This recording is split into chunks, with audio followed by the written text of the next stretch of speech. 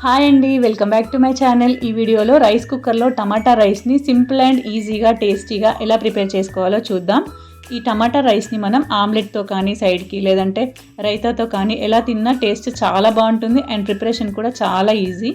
ఇప్పుడు ప్రాసెస్ చూద్దాం. ఇక్కడ నేను సోనా మసూరి రైస్తో టమాటా రైస్ ప్రిపేర్ చేస్తున్నాను. మీరు కావాలంటే బాస్మతి రైస్తో కూడా చేసుకోవచ్చు. ఇక్కడ నేను 2.5 గ్లాసుల బియ్యాన్ని తీసుకున్నాను. ఈ బియ్యాన్ని చక్కగా కడిగి 1కి 2 గ్లాసుల వాటర్ పోసుకోవాలి. సోనా మసూరి రైస్ కాబట్టి ఇక్కడ నేను 2.5 గ్లాసుల బియ్యాన్ని తీసుకున్నాను కాబట్టి 5 గ్లాసుల వాటర్ పోసాను. ఇప్పుడు మరో పక్క స్టవ్ పైన ప్యాన్ పెట్టుకొని అది హీట్ అయ్యాక అందులో 2 టేబుల్ స్పూన్ ఆయిల్ వేసుకోవాలి. ఆయిల్ హీట్ అయ్యాక హోల్ గరం మసాలా స్పైసెస్ వేసుకోవాలి. ఇప్పుడు ఇందులోనే 1 టీ స్పూన్ సాజీరా అలాగే 1 టీ స్పూన్ జీలకర్ర వేసుకోవాలి. ఇవి కొంచెం ఆయిల్లో ఫ్రై అయ్యాక పచ్చిమిర్చి ఇంకా ఉల్లిపాయ ముక్కలు వేసుకోవాలి. వీటిని బ్రౌన్ కలర్ వచ్చేంత వరకు ఫ్రై చేసుకోవాలి. ఈ ఉల్లిపాయ ముక్కలు కొంచెం బ్రౌన్ కలర్ వచ్చేంత వరకు ఫ్రై అయ్యాక ఇందులో పుదీనా వేసుకోవాలి. పుదీనాను కూడా ఆయిల్లో వేయించుకోవాలి. ఇవన్నీ ఆయిల్లో మంచిగా ఫ్రై అయ్యాక ఇందులో 1 టీ స్పూన్ అల్లం వెల్లుల్లి పేస్ట్ వేసుకోవాలి. అల్లం వెల్లుల్లి పేస్ట్ను కూడా పచ్చివాసన పోయేంత వరకు ఫ్రై చేసుకోవాలి. ఇలా ఫ్రై అయ్యాక ఇందులో 1 టీ స్పూన్ పసుపు వేసుకోవాలి.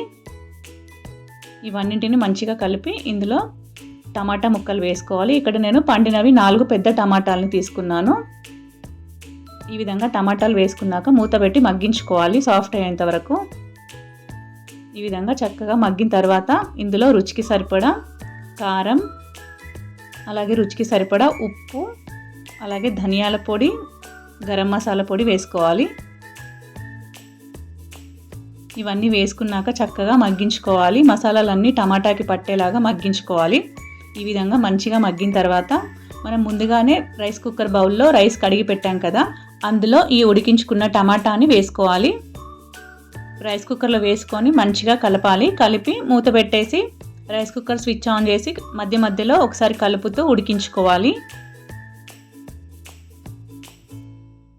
ఈ విధంగా రైస్ కుక్కర్ స్విచ్ ఆన్ చేసుకున్నాక మధ్య మధ్యలో కంపల్సరీ కలపాలి. కలపకపోతే మసాలాలు మొత్తం రైస్కి పట్టవు. ఈ విధంగా 1-2 సార్లు కలుపుతూ అన్నాన్ని ఉడికించుకోవాలి. ఇప్పుడు రైస్ అయిన తర్వాత అలానే కీప్ వామ్లో ఉన్నప్పుడు ఒక 5 నిమిషాల పాటు మూత తీయొద్దు. 5 నిమిషాల తర్వాత చెక్ చేసుకుంటే అన్నం పొడి పొడిగా చక్కగా గుమగుమలాడుతూ రెడీ అవుతుందండి. ఇంతే అండి, ఈజీగా రైస్ కుక్కర్లో టొమాటో రైస్ని ప్రిపేర్ చేసుకోవచ్చు. మీరు ఒకసారి ఈ విధంగా ట్రై చేసి చూడండి, చాలా బాగుంటుంది.